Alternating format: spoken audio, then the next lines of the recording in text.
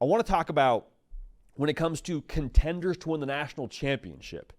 Where does the pressure sit with new quarterbacks of those contenders? Because it's funny, man. You look across the world of college football, a lot of these teams that we would give the label to as favorites to win the national championship, I mean, it's a fair label to give, but a lot of them are starting new individuals at quarterback. And we've talked a lot about these teams that will eventually, compete for national championships with returning production at quarterback. But I want to go through some of these guys that are new to the fold and I think have a good amount of pressure. Who's under the most pressure? We'll give you a rating for each of these guys, 1 through 10. 1 being no pressure at all, 10 being, the weight of the world is on their shoulders. Spoiler alert, there is nobody on this list with a 1. Nobody actually on this list lower than an 8.5. So we'll unpack that right now. Let's start off with Arch Manning. Arch Manning, I'm going to give him a pressure rating in the pressure cooker scale of a 9.4. Now, you could convince me this number should be higher for Arch Manning. I have a 9.4 because I think a lot of the pressure for him is external. Because it's the last name, it's the Texas logo, it's the fact that he sat for a couple of years, it's the fact that he's in a spot now where his task is to be better than the previous quarterback of Quinn Ewers, who got you to the semifinals 2 years in a row. But the reason why I don't have this higher than a 9.4 for Arch Manning, the reason why he's not in like the 9.8 category, 9.9 category, is because everything around him at Texas is actually in a pretty good spot for my money. They're going to run the football at a high level. C.J. Baxter, he's going to be back. Trey Wisner, he's back. They feel good internally about that O-line room, so therefore I'm not sweating that too much with what they lost up front. Defense is going to be the best in America for my money. Like, there's a lot around Arch Manning to where I don't think he has to be awesome from the, I shouldn't say from the jump, because from the jump you got to be good enough. You go to Columbus, Ohio. After Ohio State, you don't have to be Superman. You just got to get progressively better every single week and be ready to roll by November. So still, there's a lot of pressure on the guy for all those reasons we mentioned. Still a lot of pressure for him to eventually get to a college football playoff caliber kind of quarterback when you play for the college football playoff, when you get towards that first weekend in December and play for, hopefully for Texas fans, an SEC title. But I don't think the pressure is the most in the country. I think more pressure actually lays on A1 Julian Sayin at Ohio State. I got his pressure rating in the pressure cooker at 9.6. And maybe you push back and say, JD, hey, they still got a lot of talent at Ohio State. They're still surrounded by a lot of other good pieces, right? Just what you said for Arch Manning. You could say the same thing for Julian Sayin. Why is there more pressure on a Julian Sayin? My feel on this is they're going to ask more of Julian Sayin at Ohio State than they asked of Will Howard last year. Because you lose Quinshawn Judkins, you lose Trevian Henderson, you lose, Emeka Egbuka from that offense.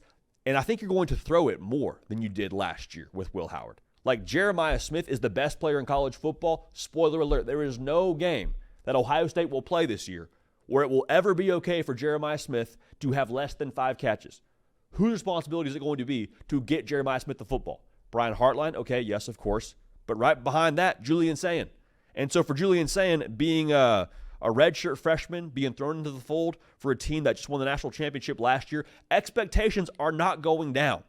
When you go to Ann Arbor, Michigan this upcoming season, there will be nobody with more pressure on them than A1 Julian Sayin. So I have it at a 9.6. This Ohio State offense, too, it should be noted, there's no put it in cruise control and, just kind of take this thing 20 miles per hour down, the residential. It's like, no, put it in the carpool lane. We're going $120. I don't recommend that if you're, riding in the carpool lane, but I understand we've all been there.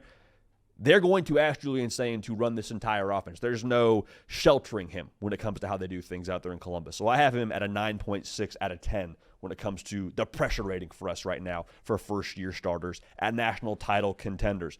Now, staying in the Big Ten, I got Dante Moore for Oregon at a 9. And it's pretty clear, man. The Heisman finalist bar has been set in Eugene.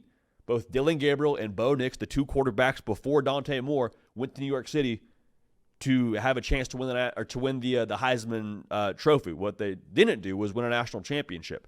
And with how the schedule is set up for Oregon, it's kind of a double-edged sword in this conversation around pressure because there is no Ohio State on the schedule for Oregon this year. Penn State's the toughest game you're going to have this year if you're Oregon.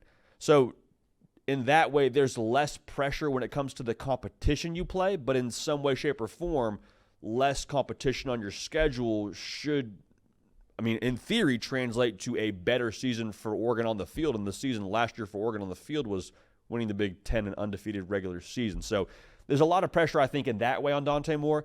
Physically, though, I don't think there's quite as much pressure for him as maybe the other quarterbacks ahead of him, because there's nothing, I think, physically you're going to ask of him when it comes to making NFL throws or, throwing it 60, 70 yards in the air. They'll do things like that at Oregon, but a lot of what's going to be, asked of Dante Moore is going to be making the right decision, make the right throw on time, and get this thing rolling offensively when it comes to our tempo and momentum and all those things. So for me, Dante Moore, I'll put him in a 9.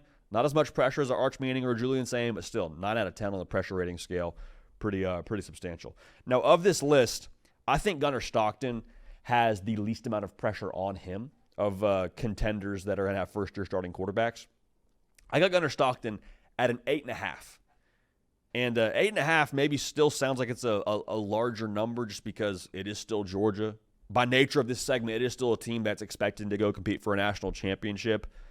But when you're Georgia and you go self-scout this offseason and you look at yourself and what last year was, you're not looking at the quarterback position and saying, that held us back. Like Carson Beck, did he do some things that weren't great for you last year? Sure. We talk more about Gunnar Stockton later in the show as well. But like what kept Georgia from accomplishing their goals last year was what has elevated Georgia to national title level in previous seasons, which is the run game, stopping the run, defense, all those things. The game against Notre Dame for Gunnar Stockton, he was good enough. Can't fumble the football, but as a passer, he was good enough. Georgia didn't win that game because their leading rusher had like 38 yards, and then Notre Dame was averaging 4.2 yards a carry. So it's not a Gunnar Stockton issue for Georgia. Again, more on this later, but my point in all of this is they're not asking Gunnar Stockton to go carry Georgia to the college football playoff. You're asking Gunnar Stockton to be the composer, run the show, get the ball to the right guy, make the right throws, run the football, be a leader, all those things. You're not going to ask him to light the world on fire. So 8.5 to me for Gunnar Stockton feels incredibly fair when it comes to the pressure on him here in 2025 over at Georgia. Now for Notre Dame starting quarterback, I'm assuming it's C.J. Carr. We're going to walk the line here and say it could be C.J. Carr or Kenny Minchey. Whoever starting at quarterback for Notre Dame, I think actually has more pressure than A1 Gunnar Stockton. I'm going to go put that pressure rating for them at 8.8. All right. Now, the reason why I have it higher for Notre Dame than I do for a Georgia is because I think that the Notre Dame offense in 2025 will require a little bit more pop to get back to where they were last year playing for a national championship. Riley Leonard, as good as he was on the ground, left a little bit to be desired through the air. And so if you want to go play for a national title again in 2025, and that's now the bar they've set for themselves there in South Bend, it's got to be better than 7.1 yards a pass. It's got to be better than that for 74th in college football.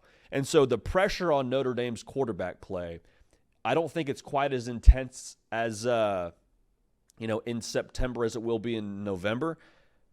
By November or December, you have got to have Notre Dame offense at a spot to where you can go win some shootouts. You can go answer scores in a 2-minute drill kind of fashion. That's what I think is going to be required for Notre Dame.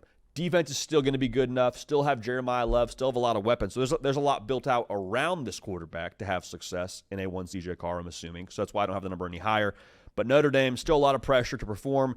And again, similar to Texas and Arch Manning, it's got to elevate throughout the season and be at its best when its best is required there in the month of December and ultimately January for the folks at Notre Dame. Now, Alabama, to me, has the highest pressure rating of any first-year quarterback for a contender in 2025. I have Alabama's pressure rating at 9.8. And the reason why I feel this way, the standard hasn't changed in Tuscaloosa. Just because Nick Saban's on game day and not the sideline now, they still expect you to win national championships. We did our SEC tiers on Tuesday's show, and we had Alabama in our Don't Forget About Us tier. And everyone from Tuscaloosa is saying, JD, why are you disrespecting Bama like that? We still expect to go win national championships. And so you have that part of it, paired with the fact that everything else in Alabama is built out to go compete for a national championship. Receiver room, check. Offensive line, I think for the most part there, you would give it a pass and say check. Ryan Grubb, he's a guy that's played for a national championship under Kalen DeBoer when they were at Washington together, or coached for a national championship, I should say. The game plan for Alabama in what they want to do offensively is going through the quarterback. That's why you didn't accomplish what you wanted to accomplish last year with Jalen Milroe.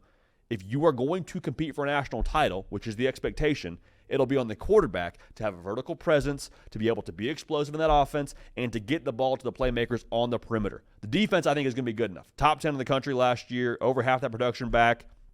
They think they're good enough there. For Alabama to play for a national championship, it's all on the quarterback. That's why I have the pressure rating for them as high as I do at a 9.8 out of 10. So let's recap it here. Arch Manning, I think the pressure rating for him right around 9.4. Julian Sayin at 9.6. Dante Moore will give him a 9 even. Gunnar Stockton, 8.5. Notre Dame, 8.8. Alabama's quarterback, whether it's Ty Simpson, Keelan Russell, Austin Mack, whoever it is, it's going to be pressure. Pressure is privilege. Pressure makes diamonds, but it's pressure nonetheless, 9.8 out of 10.